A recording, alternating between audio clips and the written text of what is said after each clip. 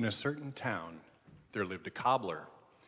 He had a tiny room in a basement with one window which looked out to the street. Through his window, he could only see the feet of those passing by.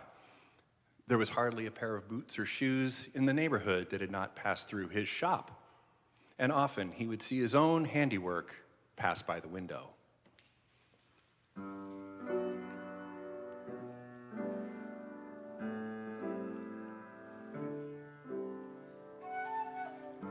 The evening light was too dim to see his stitching, so the cobbler would spend time in the evening reading before bedtime.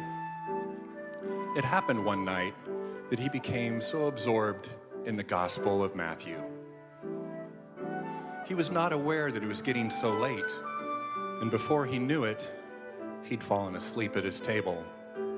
It was a deep sleep, and soon he slipped into a dream. A voice called, "Martin, Martin." "Here I am," answered the cobbler in his dream. "Martin, look out into the street tomorrow, for I shall come," said the voice in the dream. And with that, the cobbler woke with a start.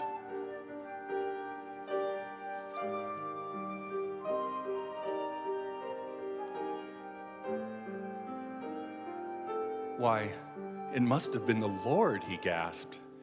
He rubbed his eyes and rose from his chair. "But was I not just dreaming? Maybe it was just my reading from this evening come to life in my dream."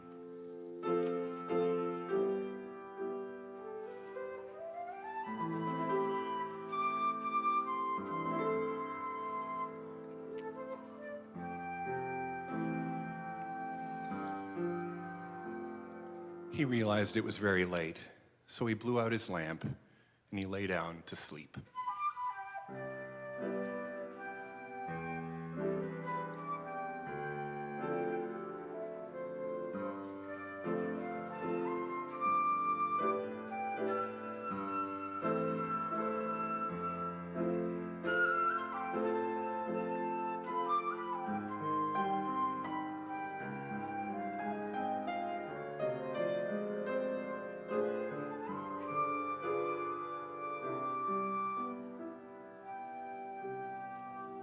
The next morning, Martin rose before daylight and made preparations for the day. He washed his face, combed his hair, and he tidied his bed and room. As he made his porridge, he remembered the voice from the night before. It had seemed so real. Could it be that the Lord would come to visit him today?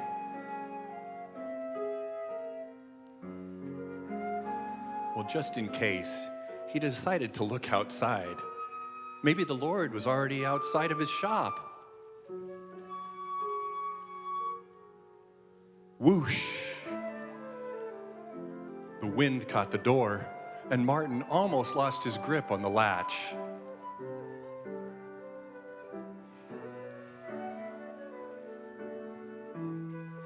It was a very blustery, cold day, and the wind swept into his room. After a quick look up and down the street, Martin shut the door quickly. The only people to be seen were the usual passers-by, bundled up against the cold. There was nothing to do but get to work at his bench.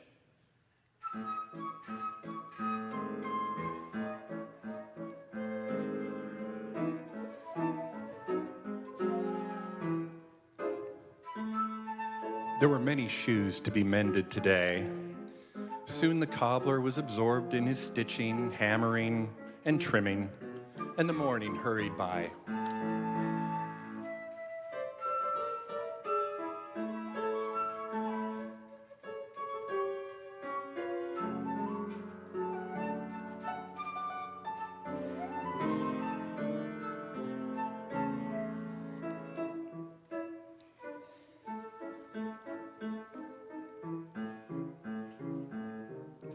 Tap, tap, tap, tap, tap, tap. Martin's hands made a steady rhythm on his bench.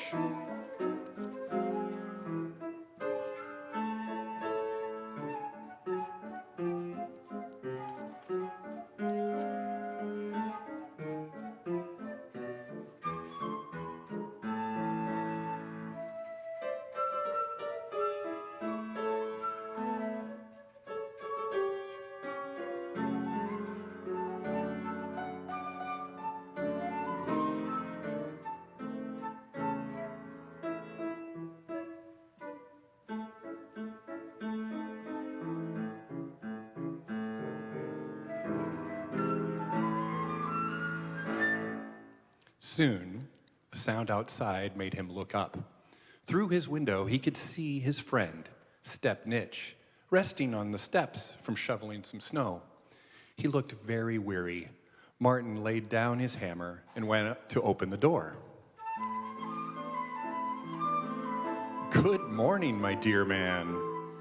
It's so cold today. You look like you could use a cup of tea. I was just heating up my kettle. Why don't you come in and join me?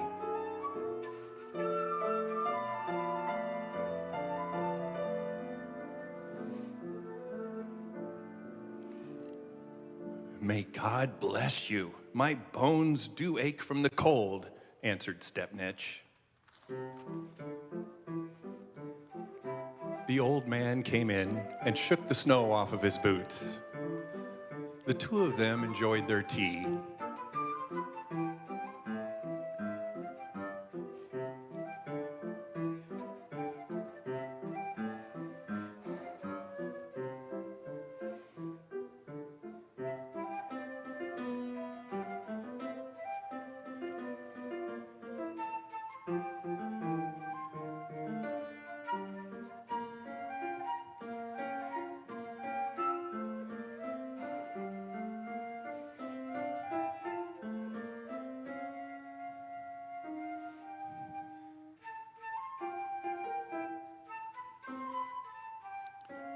Yet while they chatted, Stepnitch noticed the cobbler looking towards the door quite often. Are you expecting someone? Asked Stepnitch. Well, I'm not sure. You see, I had a dream that I was to have a special visitor, even the Lord himself, before the day was over.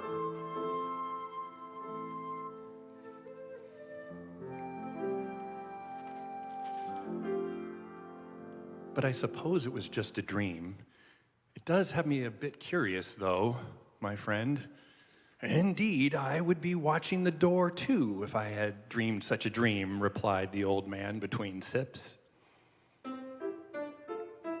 It wasn't long before they finished their tea, and then had another cup.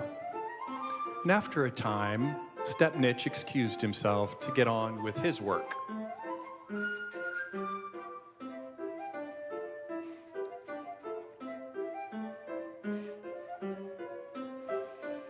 Well, thank you, dear cobbler, for the warm tea and the pleasant company. I must be going now. And with that, Martin started back to work at his bench.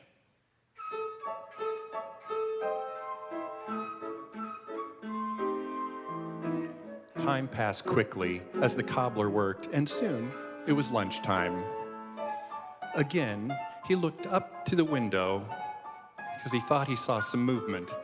He saw a woman against a wall, her back to the wind.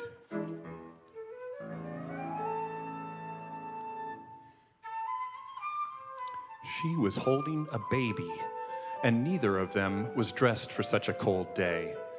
Martin didn't hesitate, but he went out quickly to the door, opening it to a rush of wind.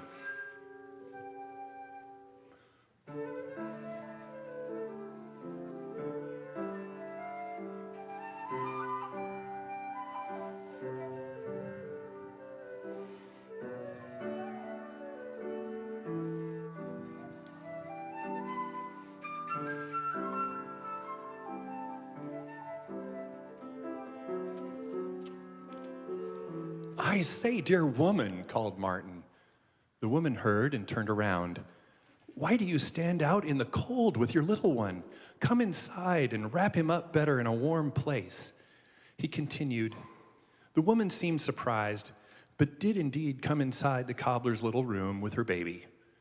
"There, sit by the stove and feed your baby while I heat up my lunch, which you are welcome to share with me," offered the kindly man.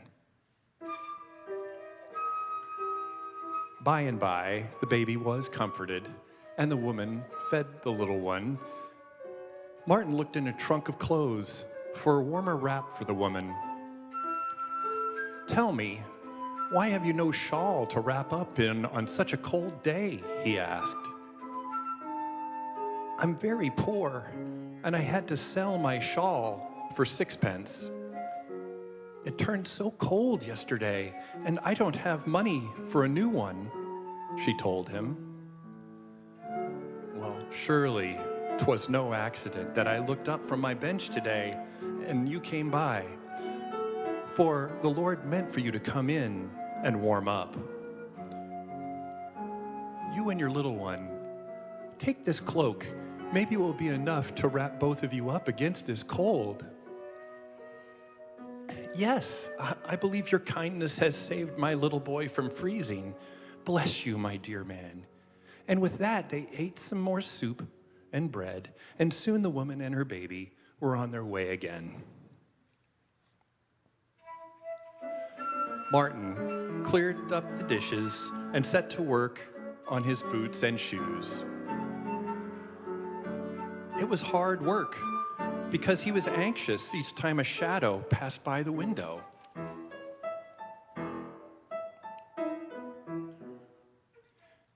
Maybe it was the Lord coming as he had said in his dreams, but each time he checked, it was just a stranger or the usual passerby. Then he heard some commotion and some voices outside his door. He looked out, and not far away was a woman with a sack of apples, a peddler, holding a boy by the arm. The boy was holding an apple and trying hard to get away, but the woman had a good grip on him. Martin grabbed his coat and hurried out to the scuffle.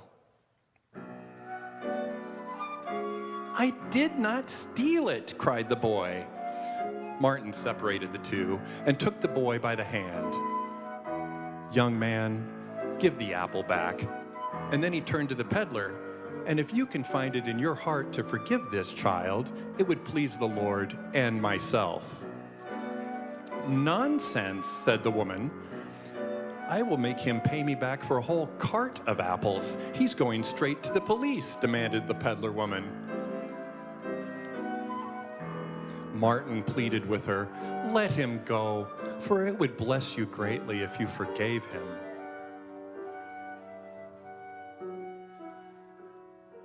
The woman calmed down and let go of the boy and forgave him. "Now, young lad, it's your turn to ask for forgiveness," said Martin, "and promise that you will not steal again." So the boy did ask the peddler to forgive him and offered to carry her sack of apples for the rest of the day. Martin watched them walk down the street and then walk back to his shop.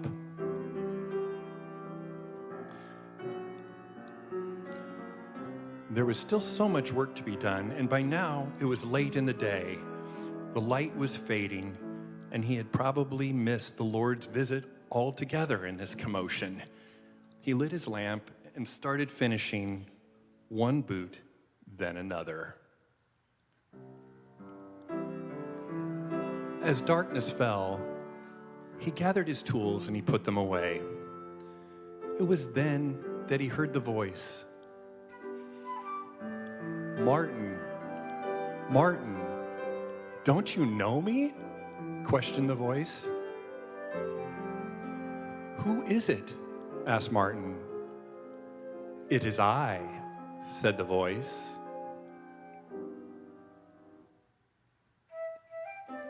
Martin thought he could see Step Nitch in that dark corner just for a moment before his vision faded. "It is I," again affirmed the voice. And this time he saw the woman and her baby. They smiled and were gone.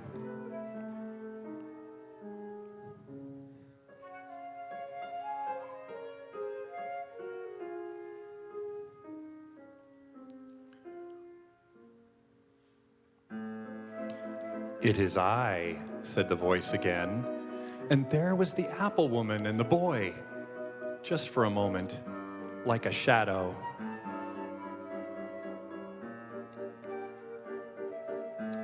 "You see, my child, I was hungry, and you gave me food.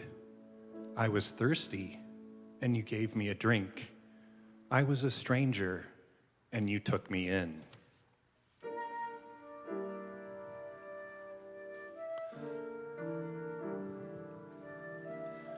This time, Martin recognized the voice. It was the voice from the dream, the Lord himself. Quickly, he got his Bible out and opened it to the passage from the night before.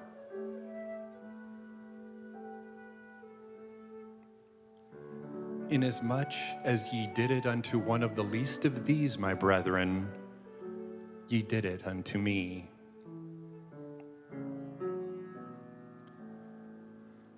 Indeed, the Savior had visited him, and Martin had welcomed him 3 times.